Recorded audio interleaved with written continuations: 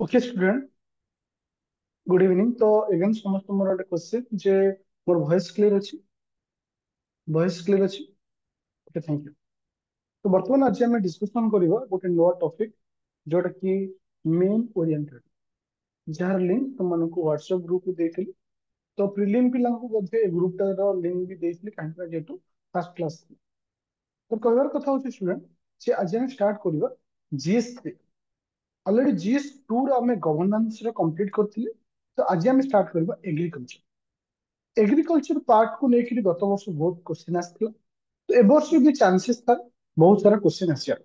कहीं ना प्रथमे आम जो टॉपिक को स्टार्ट करबा, फास्ट आम टिके सिलेबस को डिस्कशन करबा, तापर टॉपिक को जीवा।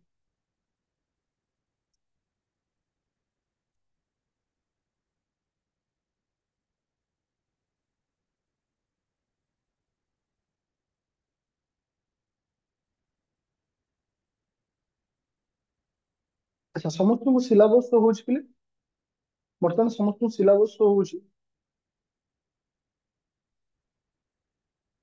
हां, ओके, थैंक यू। देखो सिलेबस फास्ट मु तुम सहित डिस्कशन कर दूची। ये लिखा है पेपर आईवी।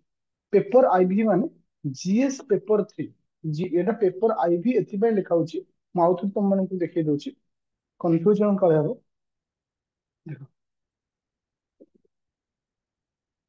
देखो इति पेपर 2 रो कुआ जाउछ माने जनरल स्टडी 1 रो सिलेबस थिला। तापर आसबो जनरल स्टडी 2 रो सिलेबस। तापर आसला कि से जनरल सिलेबस जोटा कि पेपर आईवी जहाँ को कुआ जाउछि से होछि हमर जीएस 3। जीएस 3 रे गोटे टॉपिक अछि हमरो, जोटा कि हमरो इंपोर्टेंट टॉपिक। से टॉपिक रो नाम होछि एग्रीकल्चर। सिलेबस तो हम देखो एग्रीकल्चर। ओके, देखि परथो agriculture major crop pattern in various part of our country. हम जो कंट्री रहउछि क्यों क्यों पार्ट रे क्यों क्यों प्रकार माने क्रॉप बा चाष करउछि से विषय पचाउछि। तोर तार तुम मानकर को टेक्नोलॉजी व्यवहार करउछि, बोथ इंडिया और ओडिशा को नहीं पचारुछि। तार को इश्यू सब रहिछि। तो ओडिशा रो क्रॉप और इंडिया रो क्रॉप विषय पचारुछि। फूड विषय रे मोर गत वर्ष मिलेट ऊपर क्वेश्चन आसला। तो एग्रीकल्चर को लेकर प्रत्येक वर्ष 2 ରୁ 3ଟି क्वेश्चन सब आसे। ମୁଁ ଜାଣିଥିଲି ସେକ୍ସନ ଏ ଗୋଟେ ଥାଏ, ସେକ୍ସନ ବି ଥାଏ। ଦୁଇଟି ସେକ୍ସନ ରେ ତୁମମାନଙ୍କୁ ଏ ଟପିକ କୁ ନେଇକରି क्वेश्चन आसे। ତ ଏଇ ଟପିକ ଯଦି ତୁମମାନଙ୍କର ସରି ଯାଉଛି ତ ଅଲମୋଷ୍ଟ ଜାଣ ଯେ ତୁମେ ଏଇଠି ମାନେ ଅତି କମରେ 30 ରୁ 40 ପାଖାପାଖି क्वेश्चन ଆରି ଭିତରୁ ଆସିଥାଏ। ଓକେ, ତ ଇମ୍ପୋର୍ଟାଣ୍ଟ क्वेश्चन।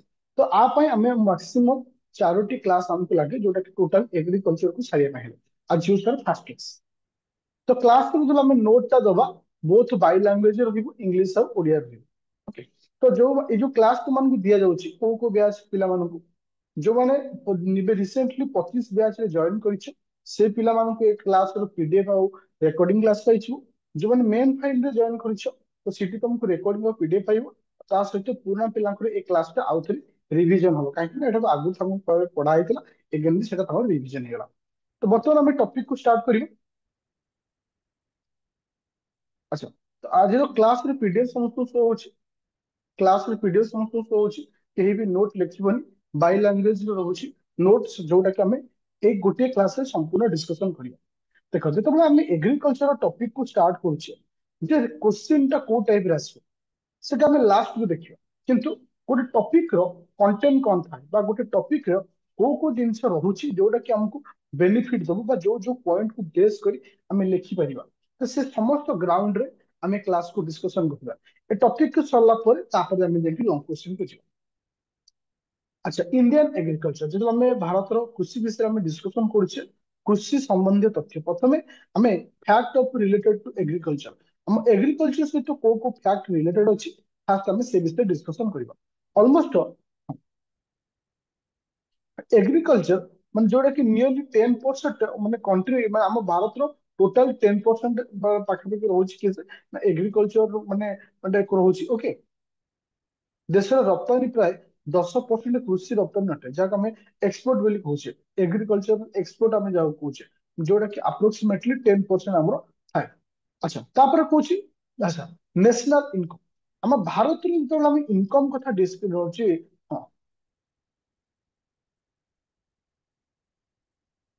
देखो एग्रीकल्चर पार्ट टा ज्योग्राफी भी जीवो, जोटा कि तुम पेपर 1 रे अछि, जीएस पेपर 1। इथिर भी एग्रीकल्चर अच्छी आउ गोटे मध्य जीएस पेपर 3 रे मध्य अच्छी कन्फ्यूजन हो ए दुईटी जिनस नियरली एका भली सब ओके तापर कौन कौन ना ये जो जनरल फैक्ट हम जो पढ़िबा एटा तुमको हेल्प करियो जे तुम लॉन्ग क्वेश्चन लिखुछ किछि एक्स्ट्रा पॉइंट हिसाब रे जेमति कि 35% ऑफ आवर नेशनल इनकम तब तो भारत जातीय आयर प्राय 35 भाग अकाउंट माने भारत रो जो अकाउंट अछि बा भारत रो जो इनकम अछि तार 35% प्राय तो हमको एग्रीकल्चर ऊपर हमको डिपेंडेंट करिया पड़े आउ सर जोड़ा कि जीएवी हमरो जीएवी रे शेयर दर केते ना 18.8% मोर क्वेश्चन होछि पहले जी सर जीएवी को जीवीए जीवीए रो फुल फॉर्म को GVA gross value added okay जोड़ा कि तुमको इकोनॉमिक क्लासेस से तुमको बताए थे ओके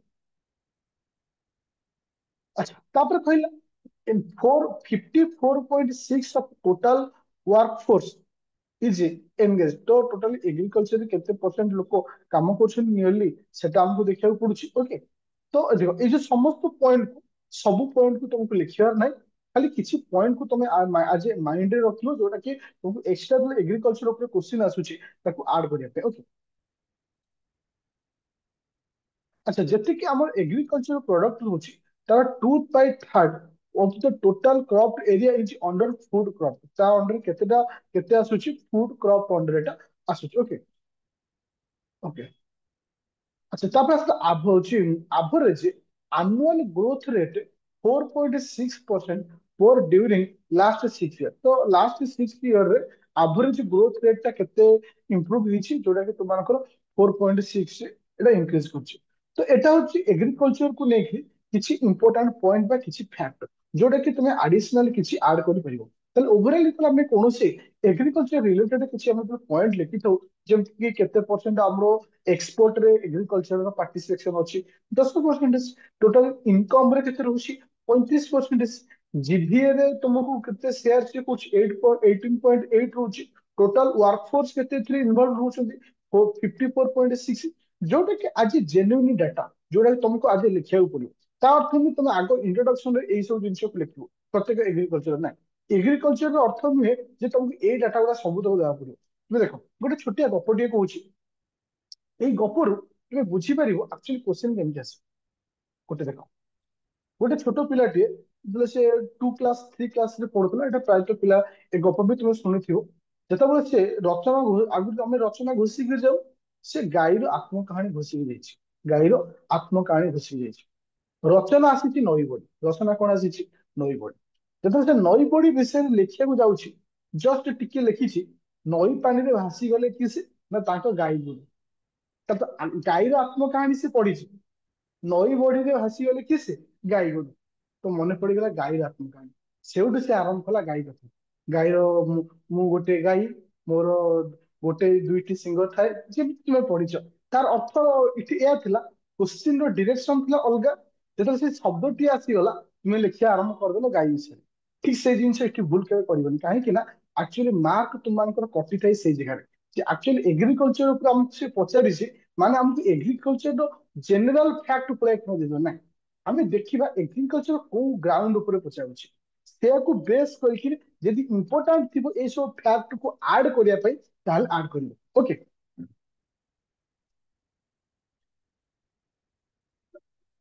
ହଁ ମାନେ ଡିଟୋ ସେ ଡିମାଣ୍ଡ ଅନୁଯାୟୀ ତମକୁ ଡାଟାକୁ ଫିଲ୍ଅପ୍ କରିବାକୁ ପଡିବ ଓକେ ଚାଲ ଏବେ ଯିବା ନେକ୍ସଟ ପଏଣ୍ଟ एक ହେଲା ଜଷ୍ଟ ଇଣ୍ଟ୍ରୋଡକ୍ସନ ଏଗ୍ରିକଲଚର ଉପରେ ନେବା ଏଗ୍ରିକଲଚର ଉପରେ ଇଣ୍ଟ୍ରୋଡକ୍ସନ ଜଷ୍ଟ ଦେଇ ସାରିଲା ପରେ ତାପରେ ଆସିଲା କି salient feature of Indian agriculture ଆମେ ପଢିଛେ ପିଲେ salient feature of our constitution ଆମ କନଷ୍ଟିଟ୍ୟୁସନ ସାଇଲେଣ୍ଟ ଫିଚର ସବୁ କଣ ରହୁଛି ଠିକ ସେଇଭଳି ତୁମର ଆମର ଏଗ୍ରିକଲଚର ର ସାଇଲେଣ୍ଟ ଫିଚର ସବୁ କଣ ରହୁଛି ଆଚ୍ଛା ପ୍ରଥମ ଫିଚର୍ସ ରହୁଛି କଣ ସହାୟକ କୃଷି କଣ ଆସୁଛି ସହାୟକ କୃଷି ଯାହାକୁ ଆମେ କହୁଛେ ସବସିଟାନ୍ସି ଏଗ୍ରିକଲଚର ବୋଲି କହୁଛେ ଏସବୁ ପଏଣ୍ଟ ହଉଛି ଇମ୍ପୋର୍ଟାଣ୍ଟ ଆମେ ଏଗ୍ରିକଲଚର କରୁଛେ ଗୋଟେ ହଉଛି ସବସିଟାନ୍ସି ଏଗ୍ରିକଲଚର ଯେ ସବସିଟାନ୍ସି ଏଗ୍ରିକଲଚର କହିଲେ କାହାକୁ ବୁଝିବା ବା ସହାୟକ କୃଷି କହିଲେ ଆମେ କାହାକୁ ବୁଝିବା ଭାରତରେ କୃଷିର ପ୍ରକାର ପ୍ରାୟ ସହାୟକ କୃଷି ମାନେ ତାକୁ ସେ କହୁଛି the type of agriculture in India mostly subsistence agriculture और टाइप्स ऑफ हिसाब से तुम आपको आड कर जोटा कि सब्सटेंस एग्रीकल्चर साधारणतः हम इंडिया रे जो प्रकार हम एग्रीकल्चर करते हाँ थैंक यू सेल्फ कंजप्शन बा निज ପାଇଁ ଆମେ ଯୋଉ ଚାଷ କରିଥାଉ ଓକେ ତାର ଅର୍ଥ ଏହା ସେ କହିବାକୁ ଯାଉଛି ସହାୟକ କୃଷିରେ କୃଷି ଉତ୍ପାଦନ କେବଳ ଆତ୍ମ ବ୍ୟବହାର ପାଇଁ ବଜାରରେ ବିକ୍ରି ପାଇଁ କୌଣସି ଅତିରିକ୍ତ ଉତ୍ପାଦନ ନାହିଁ ତାର ତ ଆମେ ଯୋଉ ଚାଷ କରିଥାଉ ସେ ଚାଷ କେବଳ ଆମ ନିଜ ପାଇଁ ଆମେ ନିଜେ ଚଳିବା ପାଇଁ ତୁମେ ଦେଖିଥିବ ପିଲେ ସାଧାରଣତଃ ଯେତେବେଳେ ତୁମେ କୌଣସି ବିରି ଚାଷ ବା ମୁଗ ବୁଣୁଛ ମୁଗ ଭିତରେ କିଛି ଫେସି ପକେଇ ଦିଅନ୍ତି କିମ୍ବା କିଛି ଅଲଗା ଚାଷ ଭିତରେ ଆଉ କିଛି ଏକ୍ସଟ୍ରା ଜିନିଷ ପକେଇ ଦିଅନ୍ତି କାହିଁକି ନା ନିଜର ଚଳିବା ପାଇଁ ତାକୁ କେବେ ବିକିବା ଉଦ୍ଦେଶ୍ୟରେ ନଥାଏ ତାର ତ ଯୋଉ ପ୍ରକାର ଚାଷ କମର୍ସିଆଲ ଓରିଏଣ୍ଟେଡ ନଥାଏ not for the commercial thank you ଯୋଉଟା କି କମର୍ସିଆଲ ଓରିଏଣ୍ଟେଡ ନଥାଏ ଯୋଉଟା କି ସେଲ୍ଫ କନଜପ୍ସନ ପାଇଁ ଥାଏ କେବଳ ନିଜର ଚାହିଦା ମେଣ୍ଟେଇବା ପାଇଁ ସେ ପ୍ରକାର ଚାଷକୁ ଆମେ କହିଥାଉ ସେଲ୍ଫ ଯୋଉଟା କି କୁହାଯାଏ କଣ ସଫିସିଏନ୍ସି ଏଗ୍ରିକଲଚର ବୋଲି କହିଥାଉ ପୁରା ବୁଝା ପଡିଲା ସମସ୍ତଙ୍କୁ ଏ ପଏଣ୍ଟ ଗୁଡା ଭେରି ଇମ୍ପୋର୍ଟାଣ୍ଟ ଯୋଉଟା କି ସହାୟକ କୃଷି ବୋଲି ଆମେ ଯାହାକୁ କହୁଛେ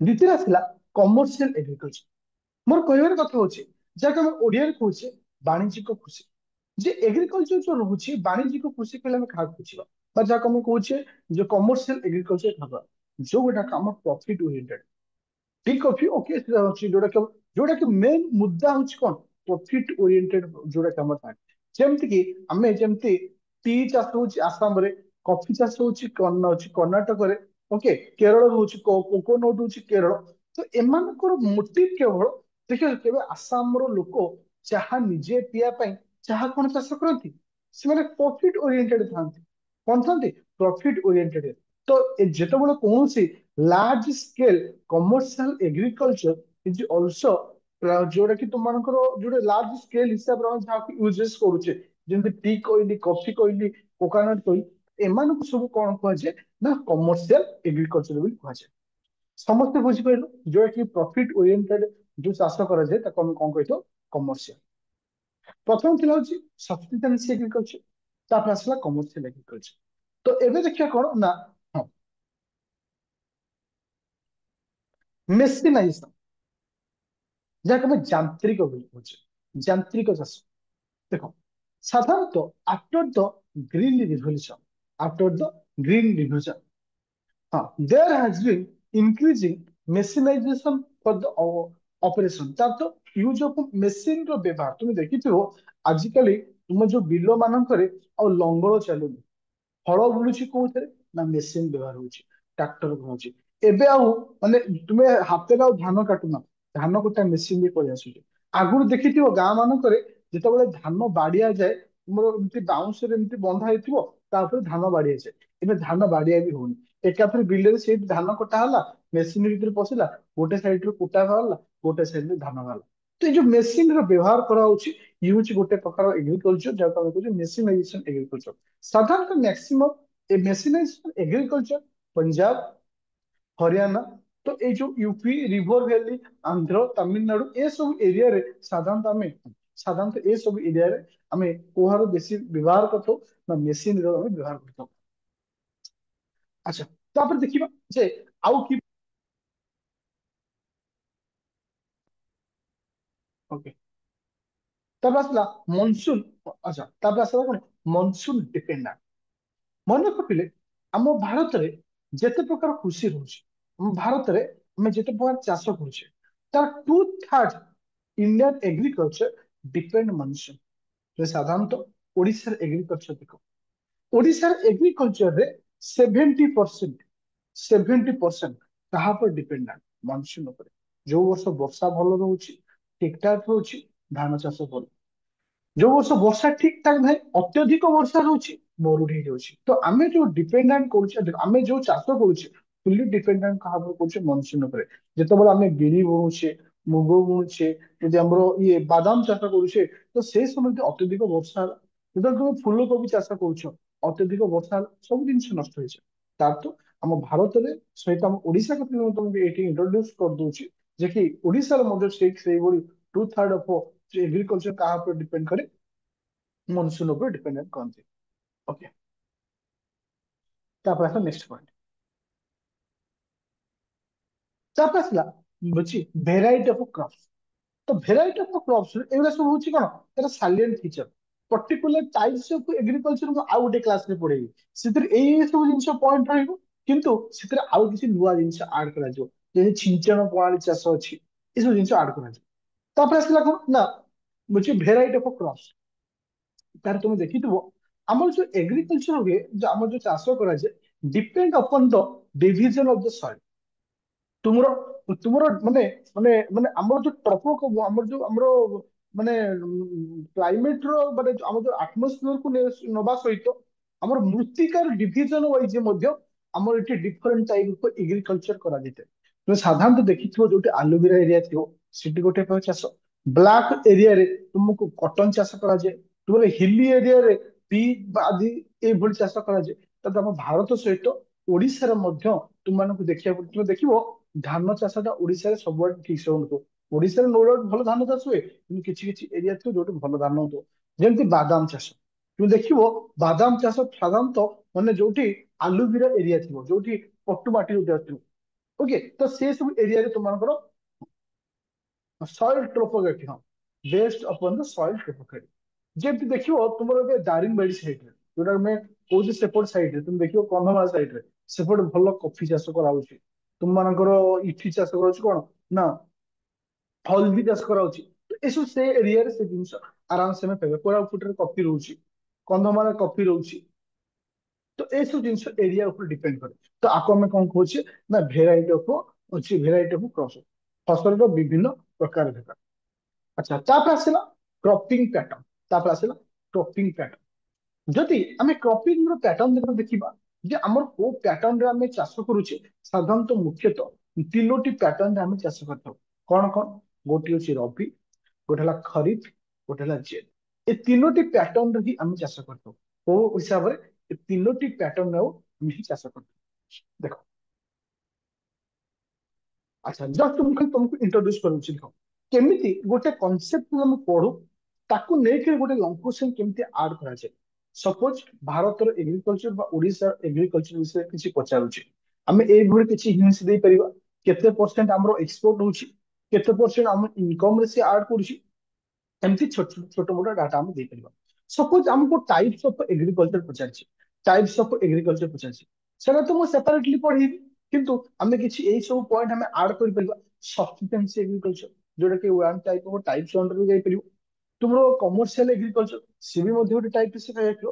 କିନ୍ତୁ ମେସିନାଇଜେସନ ଏଗ୍ରିକଲଚରଟାକୁ ଆମେ ଏକୁ ଟାଇପ୍ସ ଆମେ ଆଡ କରିପାରିବାନି, କାରଣ ମେସିନର ବ୍ୟବହାରଟା ଆମେ ବର୍ତ୍ତମାନ ସବୁ ଏଗ୍ରିକଲଚର କରୁଛେ।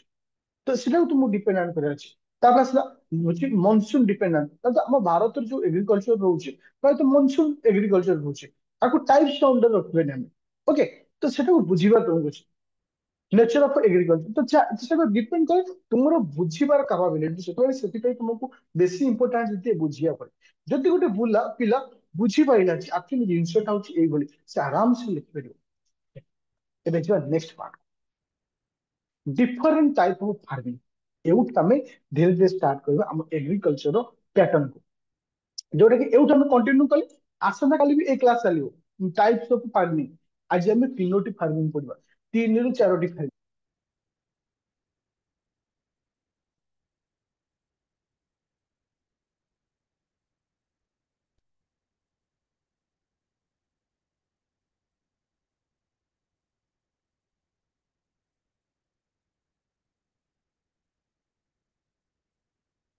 ଓକେ,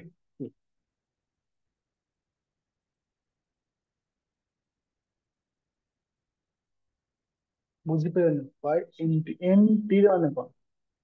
ଫୁଲ ଫର୍ମ ଟା ଟିକେ ଲେଖ। ଡିଫରେଣ୍ଟ ଟାଇପ ଅଫ ଫାର୍ମିଂ ସାଧାରଣ ହଉଛି କଣ? Primary ସବସିଷ୍ଟେନ୍ସ agriculture. ଆର ମାନେ କି ଭାବିବ, ଏଟା କୋଶ୍ଚିନ୍ ଆସିବ ପ୍ରାୟ। ଏଟା ଏଗ୍ରିକଲଚର ରିଲେଟେଡ ଯଦି କିଛି କୋଶ୍ଚିନ୍ ଆସୁଛି, ଏ କୋଶ୍ଚିନ୍ ଟା ତା ଦେହରେ ଆଡ୍ ହେଇଥାଏ। ସାଧାରଣତଃ ଟାଇପ୍ସ ପ୍ରଥମ ହଉଛି ପ୍ରିମିଟିଭ ସବସିଷ୍ଟେନ୍ସ ଏଗ୍ରିକଲଚର, ପ୍ରାଥମିକ ସହାୟକ କୃଷି, ଏବଂ ଓଡିଆରେ କହୁଛି ପ୍ରାଥମିକ ସହାୟକ କୃଷି। କିଏ କହିପାରିବ? Primitive subsistence agriculture, any idea କାହାର ଅଛି? Small part of land, no wrong word, small land भूल वर्ड। ଆଉ କିଏ କହୁଛ? ପ୍ରିମିଟିଭ ସବସିଷ୍ଟେନ୍ସ ଏଗ୍ରିକଲଚର କହିଲେ କାହା ବୁଝିବ? Any idea?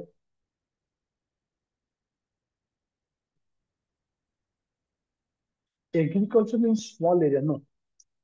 ଦେଖ ଦେଖ ପ୍ରିମିଟିଭ ମାନେ କଣ? ଆଚ୍ଛା ଫାଷ୍ଟ କହ ପ୍ରିମିଟିଭ ମାନେ କଣ? ପ୍ରିମିଟିଭ ତ ପୁରୁଣା। ତ ଯେତେବେଳେ ଆମେ ପୁରୁଣା ସମୟରେ ଯୋଉ ପ୍ରଥାକୁ ବ୍ୟବହାର କରି, ଓକେ, ଟ୍ରାଡିସନାଲ, ପୁରୁଣା ସମୟରେ ଯୋଉ ପ୍ରଥାକୁ ବା ଯୋଉ ଟ୍ରାଡିସନକୁ ବ୍ୟବହାର କରି ଆମେ ଚାଷ କରିଥାଉ ତାକୁ କୁହାଯାଏ ପ୍ରିମିଟିଭ ସବସିଷ୍ଟେନ୍ସ ଏଗ୍ରିକଲଚର। ଓକେ, ଦେଖ, ହଁ, ମୁଁ ଏଇଠି ତାର ପୁରା ରିଅଲ କନସେପ୍ଟ ତମେ କହୁଛି, ପୁରା କ୍ଲିୟର ହେଇଯିବ ଦେଖ। ଆଚ୍ଛା ଆଉ ଦେଖ, ଏଇଠି ମୁଁ ତମକୁ ବୁଝଉଛି ଦେଖ। ସପୋଜ ଗୋଟେ ଏରିଆରେ କିଛି ଜଙ୍ଗଲ ଅଛି, କଣ ଅଛି ନା କିଛି ଜଙ୍ଗଲ ଅଛି। ସାଧାରଣତଃ ଯେତେବେଳେ ଆମେ ପ୍ରଥମେ ଚାଷ ଷ୍ଟାର୍ଟ କରିଥାଉ, ପ୍ରଥମେ ଆମେ କଣ କରିବା? ଜଙ୍ଗଲକୁ କାଟିଦଉ। ସମସ୍ତ ଜଙ୍ଗଲକୁ କାଟିକିରି କାଟିଦଉ ନା ନାଇଁ? କାଟିକିରି ସେଇଠି ସେ ଗଛ ସବୁ ପଡିଥିବ, ସେଇଠି ସେ ଗଛ ସବୁ ପଡିଥିବ, ତାକୁ ଆମେ କିଛି ମାନେ ଅଲଗା ଜାଗାକୁ ନେଇ ସେଇଠି ପଡିଥିବ, ତାପରେ ସେଠି ନିଆଁ ଲଗାଯାଏ। କଣ କରାଯାଏ? ନିଆଁ ଲଗାଯାଏ। ନିଆଁ ଲଗେଇ ସାରିଲା ପରେ ନେକ୍ସଟ ଷ୍ଟେପ କଣ ଆସିବ? ସେ ପାଉଁଶ ହେଇଯିବ। ନେକ୍ସଟ ଷ୍ଟେପ କଣ ଆସିବ? ପାଉଁଶ ହେଇଯିବ। ଯେତେବେଳେ ପାଉଁଶ ହେଇଯିବ ସେଇଠି ଆମେ ଆଡ କଣ କରିବା? ମୋ କଥା ଶୁଣ, ମୋ କଥା ଶୁଣ, ତୁମେ ମାନେ ମାନେ ଟିକେ ଜାଣିକି କାହିଁକି ଏତେ ଉଡିଡ ହଉଛ? ମୁଁ ତ ଗୋଟେ ଜିନିଷକୁ ବୁଝଉଛି। ଯେତେବେଳେ ସେ ପାଉଁଶ ହେଇଯାଏ ସେଥିରେ ଆମେ ଆଡ କରୁ କଣ? ସିଡ୍। କଣ କରୁ? ସିଡ୍। ସିଡ୍ ଆଡ କରିସାରିଲା ପରେ ଆମେ କାହାକୁ ୱେଟ କରିଥାଉ? ଓକେ, କାହାକୁ ଆମେ ୱେଟ କରିଥାଉ? ମନସୁନକୁ ୱେଟ କରୁ। କାହିଁକି ନା ମନସୁନ ଆସିଲେ ବା ବର୍ଷା ହେଲେ ତାପରେ ହିଁ ସେଇଠୁ ହିଁ ଆମେ ଚାଷ କରି ରହିଥାଉ, ଆମେ ସେଇଠୁ ହିଁ ଉତ୍ପାଦନ ଆଣିପାରୁ। ଏଇ ଯୋଉ ଚାଷର ଯୋଉ ପ୍ରଣାଳୀ ଅଛି ଆକୁ ଆମେ କହିଥାଉ କଣ? Primitive subsistence agriculture. ଓକେ, ଯୋଉଠି ପ୍ରିମିଟିଭ ଟୁଲସ ର ବ୍ୟବହାର କରାଯାଏ। ଯେମିତି ତୁମେ କହିପାରିବ ଦାହ, ଯେ ଆମେ ଯୋଉ ଲଙ୍ଗଳ ଯୋଉ କହିପାରୁଛେ, ଆମେ ଲଙ୍ଗଳ ଯୋଉ ୟୁଜ କରୁଛେ, ଆମେ ଯୋଉ କୋଡି କୋଡି ଯୋଉ ୟୁଜ କରୁଛେ, ଏ ଯୋଉ ପ୍ରିମିଟିଭ ଟୁଲସ ର ବ୍ୟବହାର କରାଯାଏ। ତା ସହିତ ଫ୍ୟାମିଲି ଆଉ କମୋଡିଟି ଲେବର। ତ ଏ ଜାଗାରେ ଫ୍ୟାମିଲି ଆଉ ଆମର ଯୋଉ କମୋଡିଟି ଅଛନ୍ତି, ମାନେ ଆମର ଯୋଉ ମାନେ ଘରର ଯୋଉ ଲୋକମାନେ ଅଛନ୍ତି, ସେମାନେ ଆଜି ଲେବର ଭଳି କାମ କରୁଛନ୍ତି। ସେଇ ଯୋଉ ପ୍ରଥାକୁ ଯୋଉ ଥାଏ ତାକୁ ଆମେ କହିଥାଉ କଣ? Primitive subsistence agriculture. ଯୋଉଠି ପୁରୁଣା ଟୁଲସ ବ୍ୟବହାର ନା ଯାନ୍ତ୍ରିକ ଜିନିଷ ବ୍ୟବହାର କରାଯାଏ, ନା ଟେକ୍ନୋଲୋଜିର ବ୍ୟବହାର କରାଯାଏ, ପୁରୁଣା ଟୁଲସ ବ୍ୟବହାର କରାଯାଏ। ପୁରା ବୁଝିଲା? ଆଚ୍ଛା, ଆଚ୍ଛା। ତାପରେ ଆମେ କାହାକୁ ୱେଟ କରିଥାଉ? ମନସୁନକୁ ୱେଟ ଆମେ କରିଥାଉ। ନ୍ୟାଚୁରାଲ ଫର୍ଟିଲିଟି, ତାର ତ ସାଧାରଣତଃ ଅବ ଦ ସଏଲ, ସଏଲର ଏଠି ନ୍ୟାଚୁରାଲ ଫର୍ଟିଲିଟି ଉପରେ ଆମେ ଡିପେଣ୍ଡାଣ୍ଟ କରିଥାଉ। ଏହା କେବଳ ମୌସୁମୀ, ମାଟିର ପ୍ରାକୃତିକ ଉର୍ବରତା ଏବଂ ଅନ୍ୟାନ୍ୟ ପରିବେଶ ଅନୁକୂଳ ଅବସ୍ଥା ଉପରେ ନିର୍ଭର କରେ। ତାର ତ ଯେତେବେଳେ ଗୋଟେ ଜାଗାରେ ଆମେ ଗଛକୁ ପୋଡିଦେଲେ ତାର ଯୋଉ ଫର୍ଟିଲିଟି ରହିଲା, ଯୋଉ ପାଉଁଶଟା ମିଶିଲା କାହା ସହିତ? ତୁମର ମାଟି ସହିତ ମିଶିଲା, ତାର ଓରିଜିନାଲ ଫର୍ଟିଲିଟି ଆସିଲା। ମାନେ ସେଟା ଓରିଜିନାଲ ଫର୍ଟିଲିଟି। ତ ତାରି ଉପରେ ହିଁ ସେମାନେ ଡିପେଣ୍ଡେଣ୍ଟ କରିଥାନ୍ତି। ତାପରେ ଆସିଲା କଣ?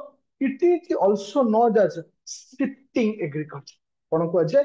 Shifting agriculture. ଓକେ, ବୁଝିପାରିଲେ? ଶିଫ୍ଟିଂ କହିଲେ କାହା ବୁଝିବା? ଶିଫ୍ଟିଂ ଏଗ୍ରିକଲଚର କହିଲେ କଣ ବୁଝିବା? କିମ୍ବା और ଆକୁ ସ୍ଲାଶ ଆଣ୍ଡ ବର୍ନ ଏଗ୍ରିକଲଚର ବୋଲି କୁହାଯାଏ। ଆର ଅର୍ଥ ହଉଛି, ଦେଖ, ନିଆଁ ଲଗେଇଲେ, ନିଆଁ ଲଗେଇ ସାରିଲା ପରେ ଏଠି ଆମେ କଣ ହେଲେ? ଚାଷ କଲେ। କିଛି ବର୍ଷ ଚାଷ କଲା ପରେ ଏଠି ଆଉ ଚାଷ ହବ କି? ଏଠି ଆଉ ସେଇଭଳି ହିସାବରେ ଚାଷ ହବ କି? ଆଉ ହବନି। ତାହେଲେ ଆମେ ଏଇ ଜାଗାକୁ ଛାଡିକିରି ଆଉ ଗୋଟେ ଜାଗାକୁ ଆମେ ପଳେଇଲେ। ତ ସେଥିପାଇଁ ଏ ପ୍ରକାର ଚାଷକୁ ଆମେ କହିଥାଉ ଶିଫ୍ଟିଂ, ସ୍ଲାଶ ଆଣ୍ଡ ବର୍ନ ଏଗ୍ରିକଲଚର ବୋଲି କୁହାଯାଏ। ବୁଝିପାରିଲେ ସମସ୍ତେ? ସାଧାରଣତଃ ବର୍ତ୍ତମାନ କିଏ ୟୁଜ କରୁଛନ୍ତି? ଟ୍ରାଇବ୍ସ ମାନେ, ଯୋଉମାନେ ସବୁ ଆଦିବାସୀ ମାନେ ଅଛନ୍ତି, ଠିକ ଏଇ ସବୁ ପ୍ୟାଟର୍ନକୁ ସେମାନେ ୟୁଜ କରନ୍ତି ଏଗ୍ରିକଲଚର ପାଇଁ। ତ ପ୍ରାଥମିକ ସହାୟକ କୃଷି ସମସ୍ତେ କ୍ଲିୟର ହେଲା? ପ୍ରାଥମିକ ସହାୟକ କୃଷି ସମସ୍ତେ କ୍ଲିୟର ହେଲା?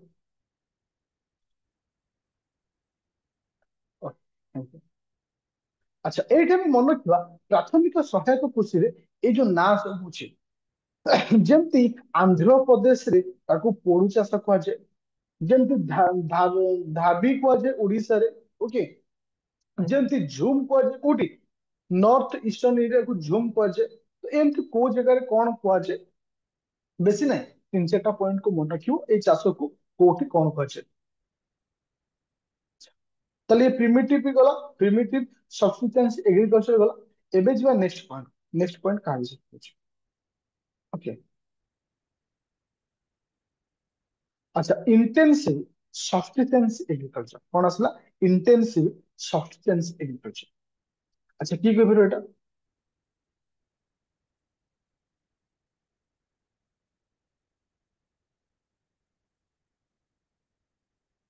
अच्छा की कहबिर एटा को पूरा चाष करा जाए देखो मैं एटा पूरा सहज तुमको बुझे दूची जोटा कि तुमको इजी हो अच्छा जोठी हाई पॉपुलेशन था जोठी हाई पॉपुलेशन था जोटे हाई पॉपुलेशन थी ऑटोमेटिकली कौन आसो डिमांड बढ़ियो कौन फूड फूड डिमांड बढ़ियो ना नहीं कौन आसो फूड डिमांड बढ़ियो जो फूड डिमांड बढ़ियो तो आम लैंड कौन थी छोट छोट लैंड थी जो फूड डिमांड बढ़ियो तो लैंड ऑटोमेटिक से टाइम अल्प थी सेतबेले आम कौन करबा लैंड ऊपर प्रिमिटिव प्रेशराइज करबा प्रेशराइज माने अधिक लेबर खटेबा अधिक पेस्टिसाइड यूज करबा माने गोटे चाष सहित थो इमिडिएटली आउ गोटे चाष सहित करबा ताते गोटे लैंड रो ओरिजिनल फर्टिलिटी को हम लॉस करेकिरी सेटा हमें मल्टीपल माने प्रोडक्शन बाहर करूथवा तो से प्रकार जो चाष थाए ताको मासला कोन तुम मनकर ना इंटेंसिव सब्सिस्टेंस एग्रीकल्चर कुहा जाय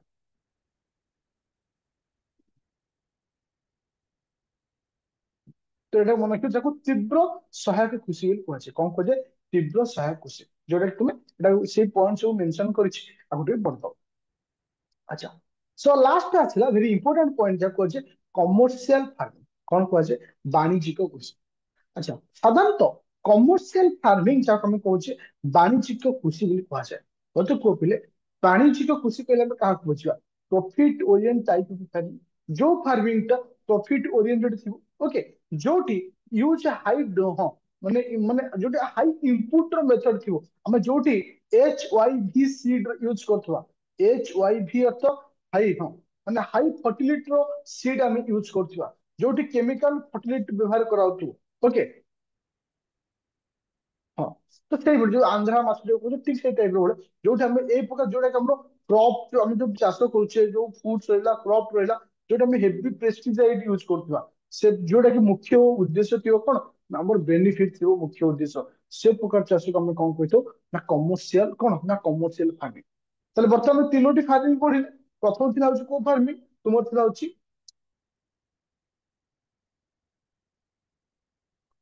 ଫାର୍ଷ୍ଟ ଆସିଲା କିଏ ସେ ନା ତୁମର ପ୍ରିମିଟିଭ ସବସିଷ୍ଟେନ୍ସ ଏଗ୍ରିକଲଚର ଯୋଉଟା କି ଆମର ଷ୍ଟାର୍ଟିଂ ଯାହାକୁ ଆମେ ପୋଡୁ ଚାଷ ବୋଲି କହୁଛେ ତାପରେ ଆସେ ହଉଛି ଇଣ୍ଟେନ୍ସିଭ ସବସିଷ୍ଟେନ୍ସ ଏଗ୍ରିକଲଚର ସାଧାରଣତଃ ସେଇ ଏରିଆରେ ଦେଖାଯାଏ ଯୋଉଠି ପପୁଲେସନ ହାଇ ଥାଏ ଅଳ୍ପ ଜାଗାରେ ଅଧିକ ପ୍ରଡକ୍ସନ ର ଯୋଉ ଡିମାଣ୍ଡ ଥାଏ ଓକେ ତାପରେ ଆସିଲା କଣ କମର୍ସିଆଲ ଯୋଉଟା ଆମେ ପ୍ରଫିଟ ଓରିଏଣ୍ଟେଡ ଥାଉ ତୁମେ ଦେଖିଥିବ ଯୋଉଠି ଆମେ ଗୋଟିଏ ଜାଗାରେ ଆମେ ଅଧିକ ପ୍ରଫିଟ ପାଇବା ପାଇଁ ଆମେ ଅତ୍ୟଧିକ ପେଷ୍ଟିସାଇଡ ୟୁଜ କରୁଥିବା ଅଧିକ ହରମୋନ ବ୍ୟବହାର କରାଯାଏ ସେ ପ୍ରକାର ଚାଷକୁ କମର୍ସିଆଲ ଫାର୍ମିଂ ବୋଲି କୁହାଯାଏ ଓକେ ଆଚ୍ଛା ଏଇଟା ଏତିକି ଥାଉ କାଲି ତ ନେକ୍ସଟ କଣ୍ଟିନ୍ୟୁ କରିବା କାଲି ଗୋଟେ କ୍ଲାସରେ ବାକି ସବୁ ଫାର୍ମିଂ ସରିଯିବ ବୁଝା ପଡିଲା ସମସ୍ତଙ୍କୁ ଯୋଉଟା କି ତମର ଏଇ ପଏଣ୍ଟ ଉପରେ ଆମେ ଡିସକସନ କରିବା ଟୋଟାଲି 4 ରୁ 5ଟି କ୍ଲାସରେ ଏଟା କମ୍ପ୍ଲିଟ ହେଇଯିବ ହଁ ଆଉ ଗୋଟେ କଥା ମୁଁ ତମକୁ ଏ କହିବାକୁ ଚାହୁଁଛି ଓକେ ତ ଆର ରେକର୍ଡିଂ ଆଉ ପିଡିଏଫ ତୁମେ ସେ ଯୋଉ ବ୍ୟାଚ କହିଥିଲି ସେ ବ୍ୟାଚ ତୁମେ ପାଇଯିବ ହଁ ଆଉ ଗୋଟେ କଥା